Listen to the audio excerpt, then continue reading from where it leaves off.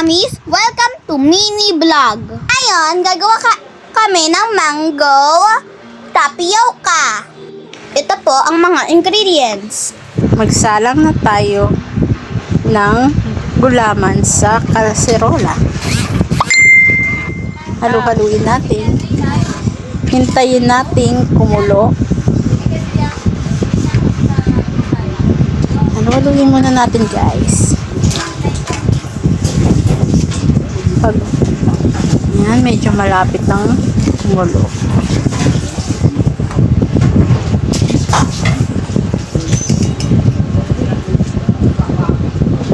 Yan. Konting tiis na lang, guys. Kumukulo na ang gulaman. Yan, ahunin na natin at isalin na sa lalagyan. Set aside muna natin. Hintayin natin lumamig. Magsalang ulit tayo sa kaserola ng tubig.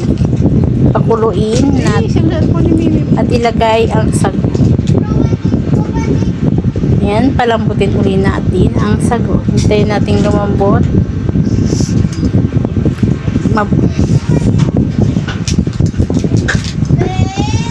Yan, guys, halu-haluin muna natin. Ako lang kayo ako. Yan, guys. Mag-ingat po tayo sa kalan.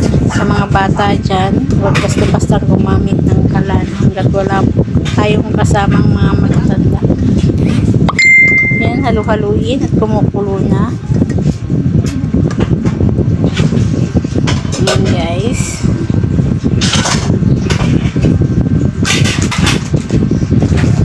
Ayan naman po ang mangga. Guys, nagugas po kami ng kamay bago gumawa. Ayan na po ang necessary. Baka naman po. Kaya muna natin siya sa malaking lagayan. First, nestle cream. Sunod, condensed milk. Hindi ko pa pala naiwa yung gulaman. Isa lang muna dahil tingnan natin ang tamis. Tama na. Pasensya na kayo sa mga kaldero namin dyan at kaserola sa Tama mo dito. background. Sa'yo mahalo. At yung taga-video ko ay pinipicturan yung kalat. Hindi yung ginagawa. Yung maliit na mama. And then, lagay na natin yung nata de coco. Ang bango. Ano yung gulaman ba yun? Gulaman? Hindi, yung Yan, halo-halo. na inom natin.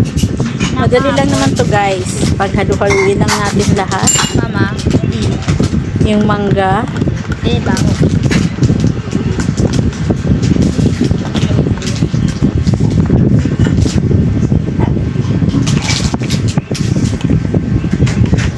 Yan, guys, halu-haluin. At ilagay na natin ang sago.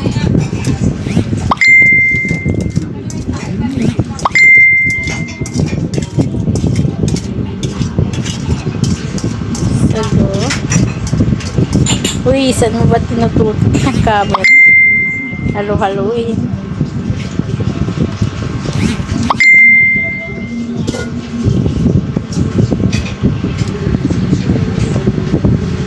At ilagay na rin natin ang gulaman na ginawa natin kanina. Oops, matatapon pa. Madulas siya, madulas. Dahan-dahanin.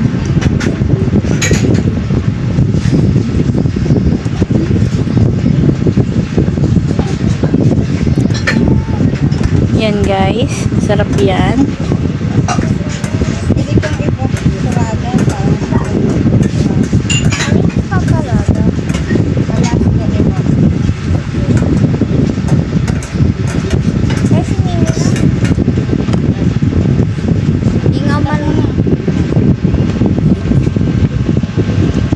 Halu-haluin lang po natin.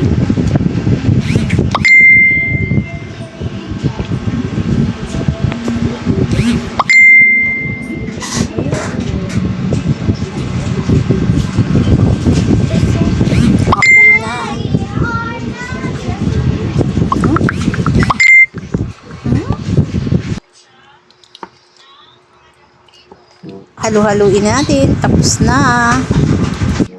Okay na guys. Tikman na natin kung masarap. Kung matamis ba. Na yung ang lasa. And then, lagay na natin sa freezer muna guys. Tapos maya-maya pag lumamig na, ilagay na natin sa baba.